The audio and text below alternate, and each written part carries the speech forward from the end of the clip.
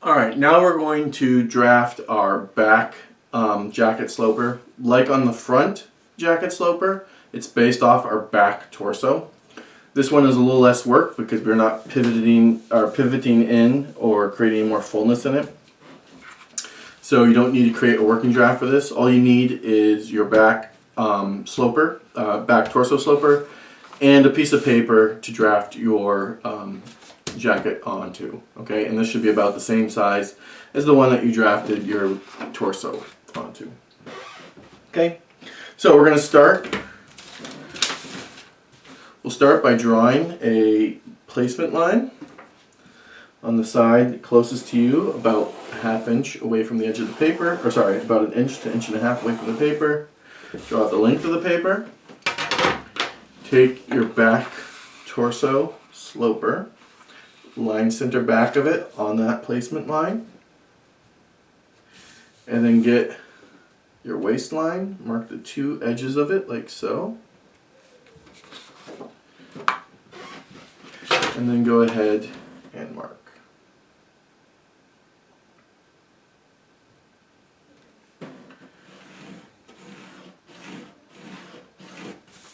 Okay, now we have our placement line and balance line.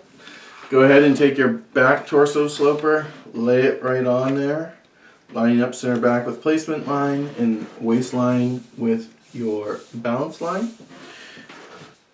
Okay, and now go ahead and trace around your back torso sloper.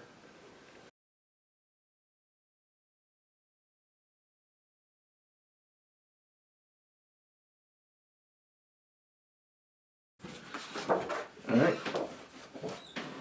there we go. So the first thing we're going to do at intersection of center back and neckline, we're going to lower our neckline 1/8 of an inch and mark. And then at intersection of neck and shoulder, at the neckline, we're going to go out towards shoulder 1/8 of an inch. Okay, so I'm just measuring in 1/8 of an inch. And then from the shoulder up, we're going to measure up 1/8 of an inch. Like so. Okay, here at shoulder and armhole, just like on the other one, because remember, this is going to eventually sew to our front, so we're basically doing this all the same because we want to keep it consistent. Okay, we're going to go up 1/4 of an inch at shoulder and armhole, and we're going to go out 1/4 of an inch at shoulder and armhole. And at armhole and side seam, we're going to go down 1/2 inch, and we're going to go out 1/2 inch at side seam. Alright, so let's start connecting some of these. Remember, at center back and neckline, we want to square out 1/2 inch and mark because we don't want to point there.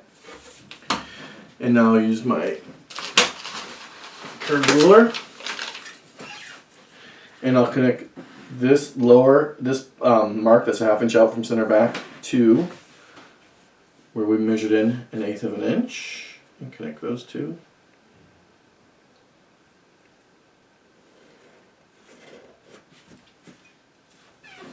We have a dart right here at shoulder. Okay, so this intake's going to look a little different because this is going to be because we're raising up our shoulder line. So I'm going to connect intersection of shoulder and neckline to intersection of armhole and neckline with a straight line. I'm going to do this in red because it's not going to be my permanent one yet. And let's go ahead and draw that in. Okay.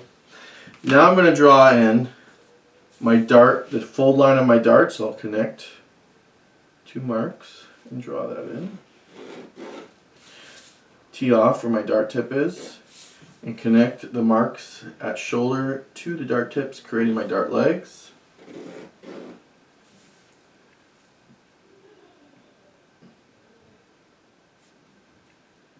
There we go. Now I'll fold out this dart to really find out what my shoulder is going to look like. So, because we want our dart to fold towards center back, score down the dart leg closest to center back and the fold line. Fold under right at the dart tip.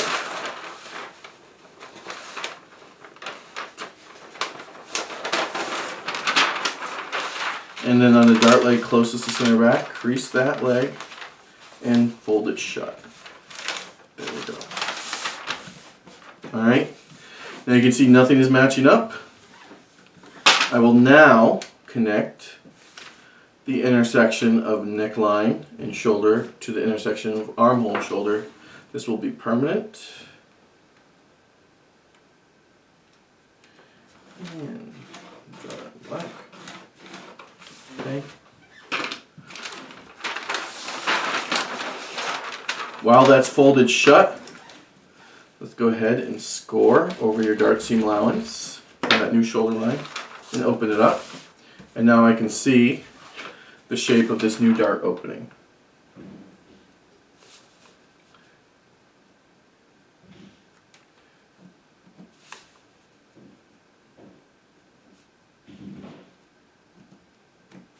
There we go. Okay, let's draw in our new armhole. So with your curved ruler or your French curve, whichever works best for you, go ahead and draw that in. So I'm connecting my line where I measured out 1/4 inch to the line where I measured down 1/2 inch. I think right about there looks good.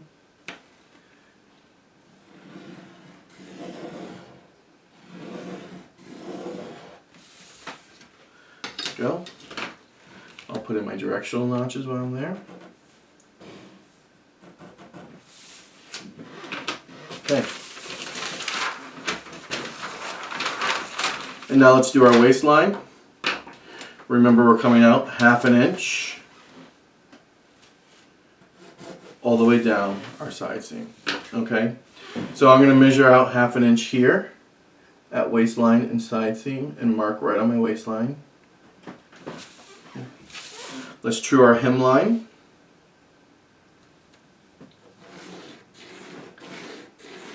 And then we have that notch, that's 2 inches above our hemline, mark that. We can now connect where we came out 1/2 inch to that mark at waistline. I'm going to finish truing my armhole here. There we go. And we can put in our hip curve. Place 11 at that notch, 2 inches above our hem. Large side of the hip curve facing up. And then bring it out until you hit that 1/2 inch mark. Right there. Draw that in. And then I'm going to just make that where I'm going to make waist right here where you're coming at waist a little smoother. Putting one right there. That looks good. And now I'll go ahead and perfect this by blending that in.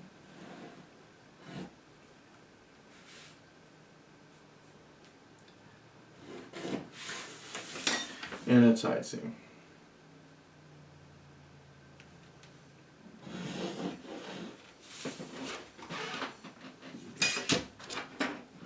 Alright, we're very close. Let's put in our darts. I'm going to first mark the center fold lines of each of these waist darts.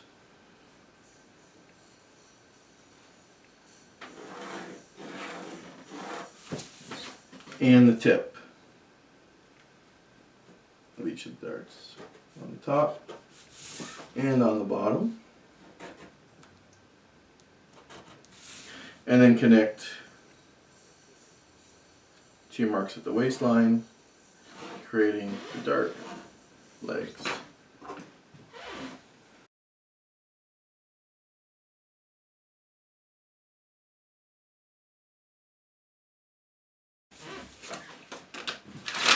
Alright, let's put some information on here real quick.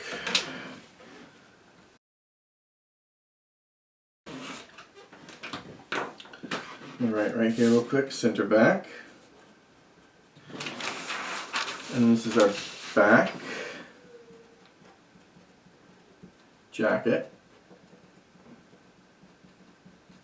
sloper, size 10. Put your name and the date.